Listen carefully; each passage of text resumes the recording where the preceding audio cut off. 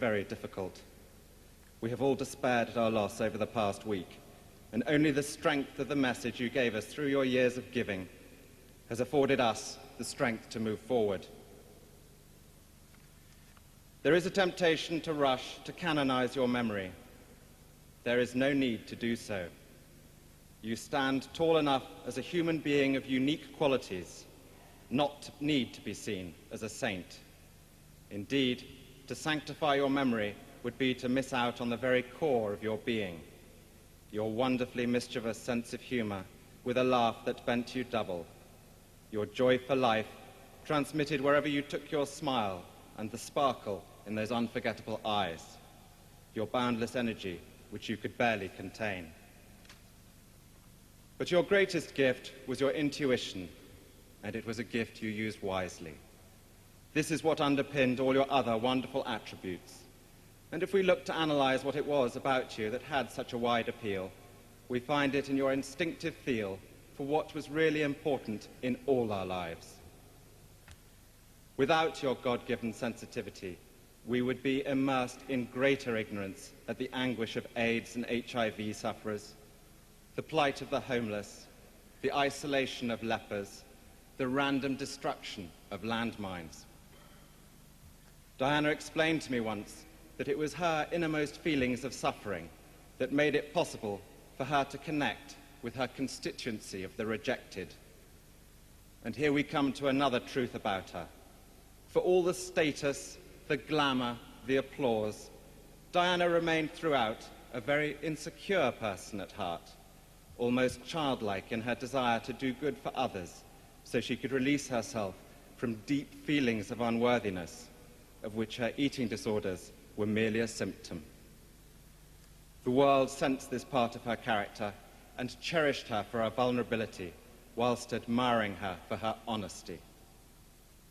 The last time I saw Diana was on July the 1st, her birthday, in London, when typically she was not taking time to celebrate her special day with friends, but was guest of honor at a fundraising charity evening.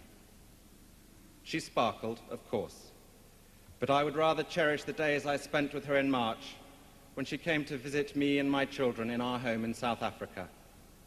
I am proud of the fact that, apart from when she was on public display meeting President Mandela, we managed to contrive to stop the ever-present paparazzi from getting a single picture of her.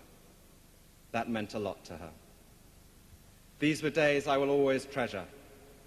It was as if we had been transported back to our childhood, when we spent such an enormous amount of time together, the two youngest in the family. Fundamentally, she hadn't changed at all from the big sister who mothered me as a baby, fought with me at school, and endured those long train journeys between our parents' homes with me at weekends.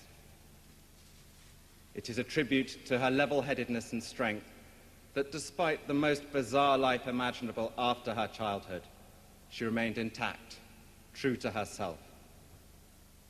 There is no doubt that she was looking for a new direction in her life at this time.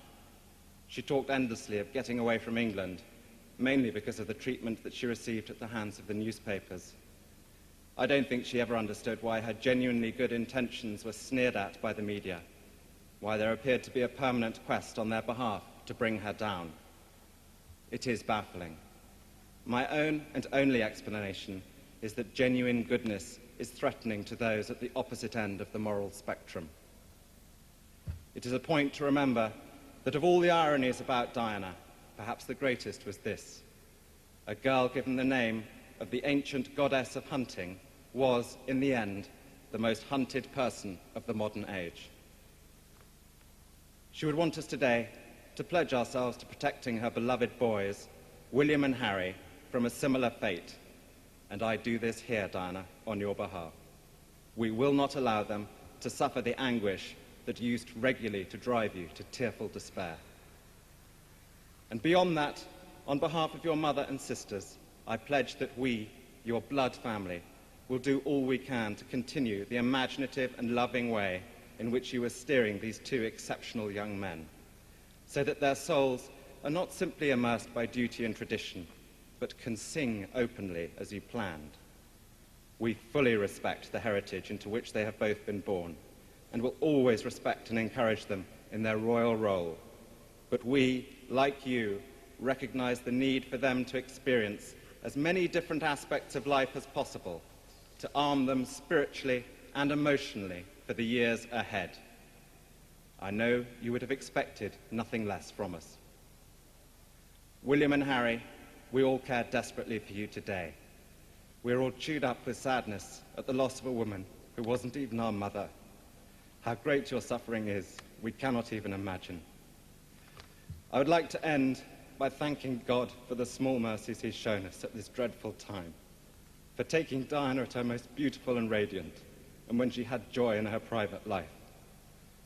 Above all, we give thanks for the life of a woman I'm so proud to be able to call my sister, the unique, the complex, the extraordinary and irreplaceable Diana, whose beauty, both internal and external, will never be extinguished from our minds. A moving tribute from Charles Earl Spencer. And spontaneous applause breaks out in Westminster Abbey.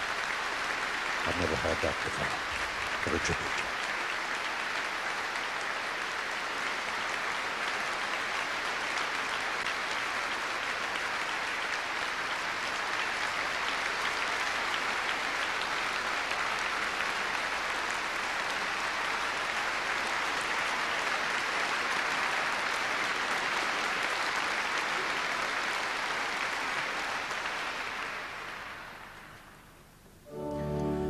Sebastian Temple's hymn, which is a prayer, "Make me a channel of your peace."